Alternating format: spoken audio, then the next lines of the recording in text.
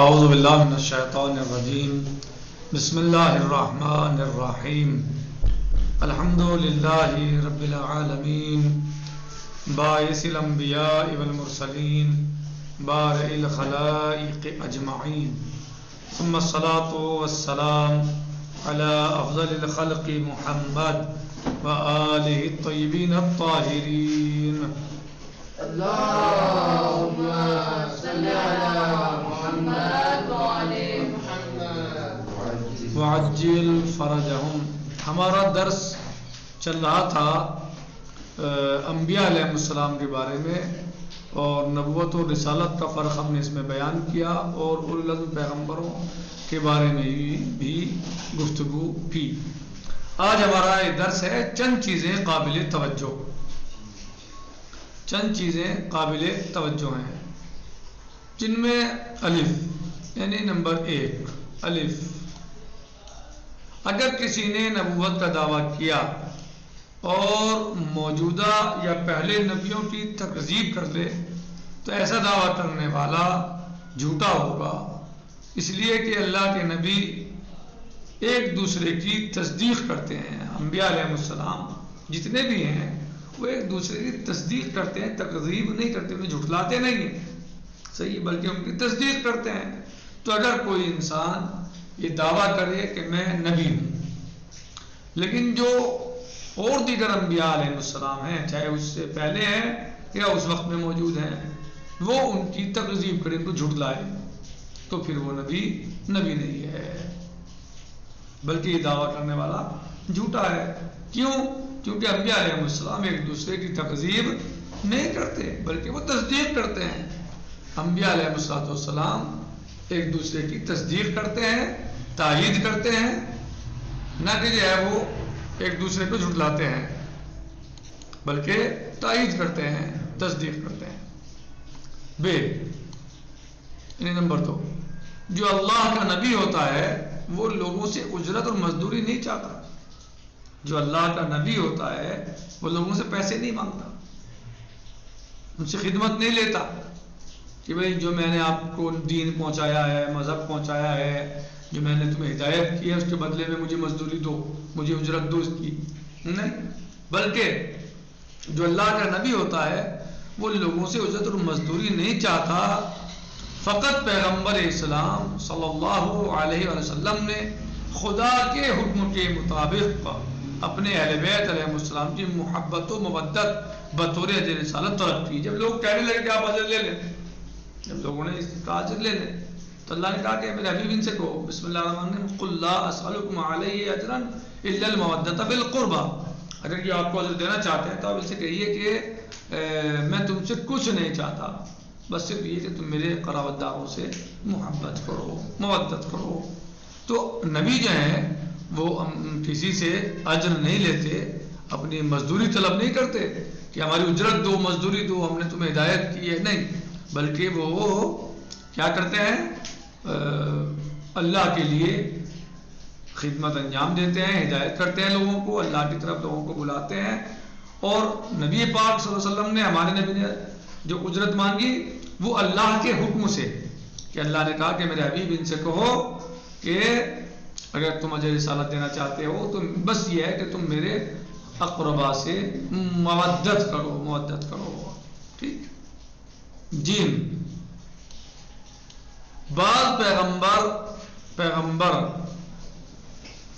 پیغمبران مثل حضرت داؤد علیہ السلام اور حضرت سلیمان کو خداوند عالم نے حکومت عنایت فرمائی، اور دوسرے پیغمبران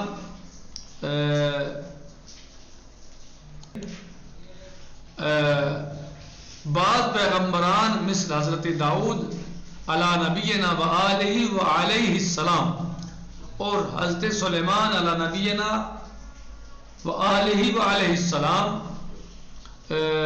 کو خداوند عالم نے حکومت عنایت فرمائی، اور دوسرے پیغمبران کو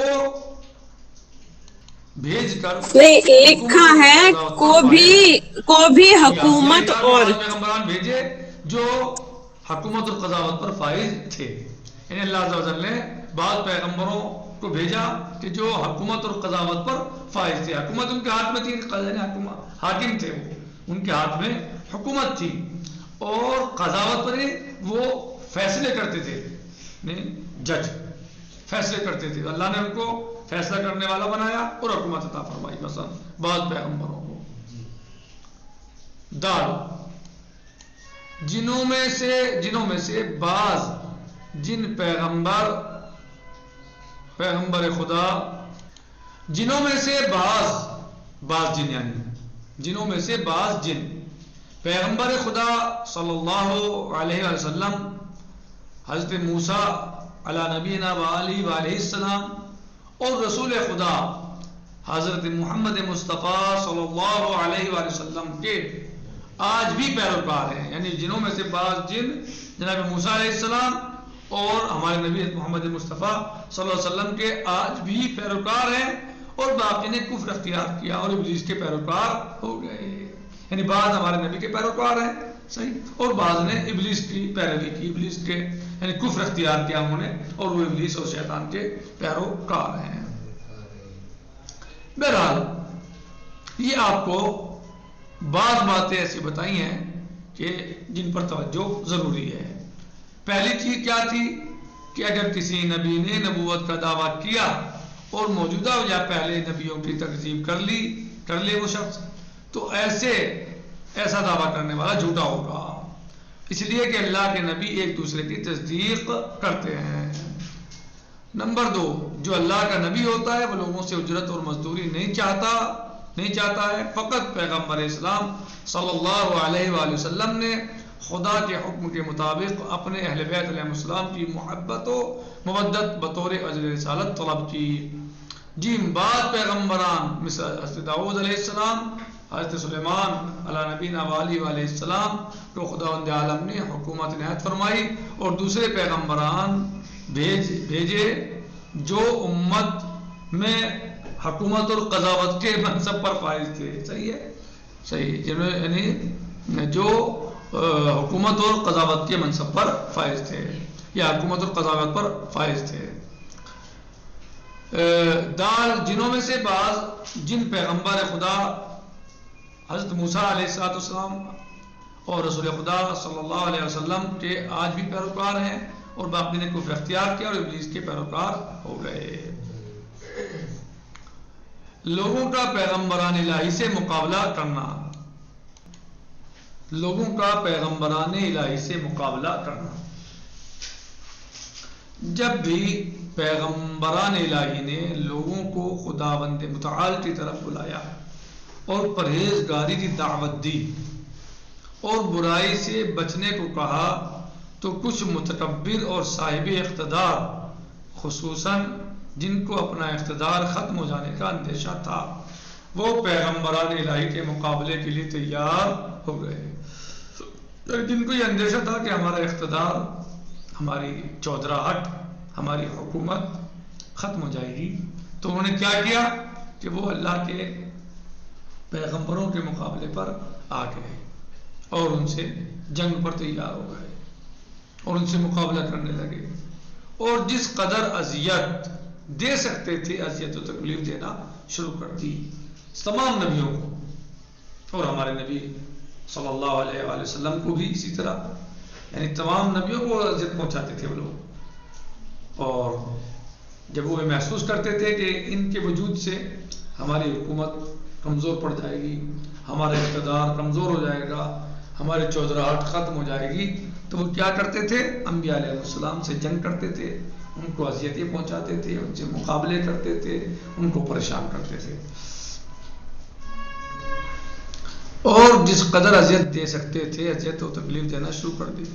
لیکن وہ افراد کہ جو معاشرے میں زیادہ اہمیت نہیں رکھتے تھے اور سرمایہ داری و اقتدار سے محروم تھے، یا جن کو اپنے اقتدار کا خطرہ نہ تھا اور پیغمبران خدا کی معرفت حاصل کر چکے تھے، وہ اللہ کے نبیوں پر ایمان لائے اور ہر طریقے سے ان کی مدد و نصرت کی. وہ چیزیں جن کی وجہ سے پیغمبران الہی کی مخالفت کرتے تھے، وہ چیزیں جن کی وجہ سے پیغمبر الہی کی مخالفت کرتے تھے، یعنی کون سی چیزیں تھیں جن کی وجہ سے یہ لوگ پیغمبران الہی پیغمبران خدا کی مخالفت کرتے تھے. بعض چیزیں مثلا تھی. نمبر 1 ہوائے نفسانی کی پیروی، یعنی خواہشات نفسانی کی پیروی. خواہشات، ہوائے خواہشات، خود خواہی، غرور، تکبر کرنا، اپنے آپ کو بڑا سمجھنا، بس اپنے آپ ہی کو سمجھنا سب کچھ، غرور کرنا، تکبر کرنا. یہ چیزیں مثلا ان کے ایمان لانے میں آڑے آتی تھی، یعنی یہ رکاوٹیں بنتی تھیں ایمان لانے میں، کہ یہ نبیوں پر ایمان لائے، رسولوں پر ایمان لائے، ائمہ پر ایمان لائے. تاکہ مثلا یہ چیزیں کیا بنتی تھی، سبب بنتی تھی سب اپنے ان کے ایمان میں رکاوٹ کی، یعنی یہ چیزیں رکاوٹ بنتی تھی ان کے ایمان لانے میں. ہوائے نفسانی کی پیروی، خود خواہی، غرور و تکبر کرنا، تعصب رکھنا اور پہلی غلط نشستوں کو باقی رکھنا. تعصب، اور جو اپنی ان کی پہلی نشستیں تھیں ان کو باقی رکھنا. نمبر 4 اپنے شخصی مفاد کو پیش نظر رکھنا، یعنی جو ان کے ذاتی پرسنل فائدے ہوتے تھے جن چیزوں میں، یا ان کو لگتا تھا کہ فائدہ ہوگا تو ان کو سامنے رکھنا، ان کو نگاہ میں رکھنا. اس کی وجہ سے وہ نبیوں پر ایمان نہیں لاتے تھے کہ اگر ہم ان پر ایمان لائیں گے تو جو ہمارے پرسنل مفاد، پرسنل فائدے ہیں وہ ہمارے ختم ہو جائیں گے. جیسے کہ بہت ساری چیزیں آج بھی سامنے آ جاتی ہیں، انسان اپنے ذاتی مفاد کے لیے یعنی دین کو ایک طرف رکھ دیتا ہے، ذاتی فائدے کے لیے مذہب کو ایک طرف رکھ دیتا ہے، اور اپنے جو اس کے نجی فائدے ہوتے ہیں، پرسنل فائدے ہوتے ہیں، ان پر دھیان دیتا ہے. بہت ساری چیزیں ہیں کہ جو مانع ہوتی تھی ان کے ایمان لانے میں، رکاوٹ بنتی تھی. لہٰذا وہ چیزیں جو ہیں وہ ان کو یعنی ایسا حتیٰ کہ بعض ایسے تھے کہ جو ان کو نبیوں کی باتیں اچھی لگتی تھیں، وہ نبیوں کو صحیح سمجھتے تھے، لیکن وہ ان کے اوپر ایمان نہیں لاتے تھے. کیوں؟ کہ ان کے مفاد جو آڑے آتے تھے، ان کی پرسنل جو معاملات تھے وہ ان کے لیے رکاوٹ بن جاتے تھے. مثلا 5ویں چیز جو تھی مثلا وہ تھی لوگوں کی جہالت اور ناآگاہی کی وجہ، یعنی لوگ جاہل تھے، حقائق سے جاہل تھے، تو جہالت کی وجہ سے اپنی جو ہے وہ ایمان نہیں لاتے تھے، اور وہ یعنی اس جہالت کو دور بھی نہیں کرنا چاہتے تھے کہ وہ انہیں جہالت کو دور کرتے تو ان کی جہالت نبیوں پر ایمان لانے سے مانع ہوتی تھی. صحیح.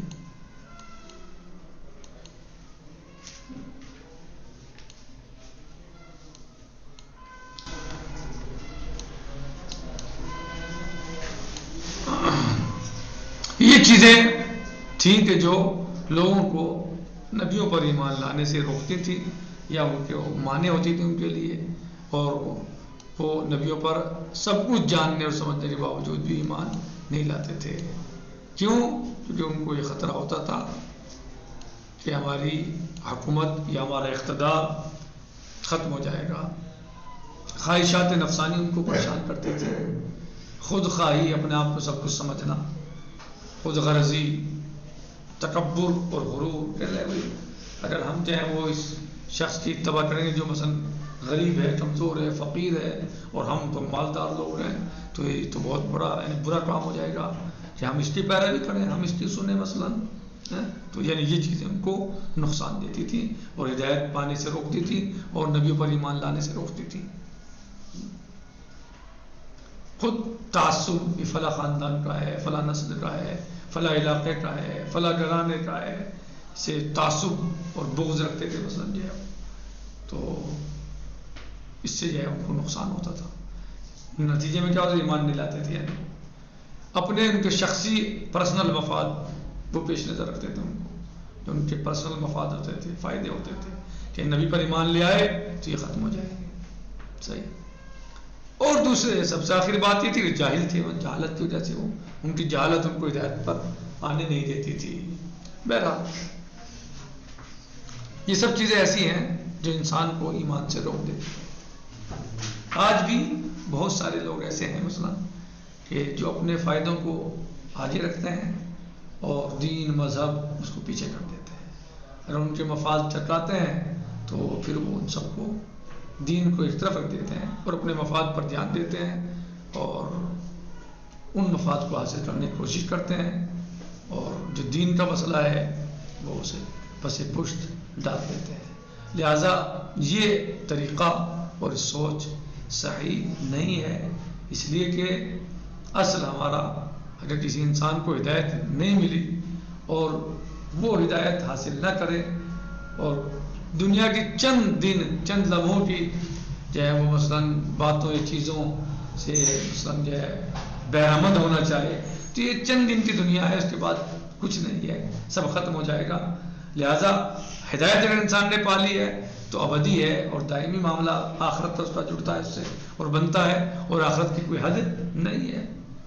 تو تھوڑی دنوں کی تھوڑے لمحات کے معاملات کو یعنی جو ہے وہ آگے کرے اور حقیقی جو عیش و آرام ہے اس کو جو ہے وہ پس پشت ڈال دے. تو اس کی کوئی عقل مندی ہے، شعور مندی نہیں ہے. دنیا چند دن کی ہے، اس کے بعد آخرتی کا مسئلہ ہے. تو یہ چند دن کے لیے ہمیشہ ہمیشہ کی مثلا عیش و آرام یا ہمیشہ ہمیشہ کے فائدے کو یعنی ترک کر رہا ہے، تو گویا یہ اپنے عقل و شعور سے کام نہیں لے رہا ہے اور آپ کو نقصان میں خسارے میں لے جا رہا ہے. نکتفی بہذا المقدار، باقی انشاءاللہ غداً سیجی. والحمدللہ رب العالمین، والسلام علیکم ورحمۃ اللہ تعالی وبرکاتہ. فی امان اللہ. خدا حافظ. وعلیکم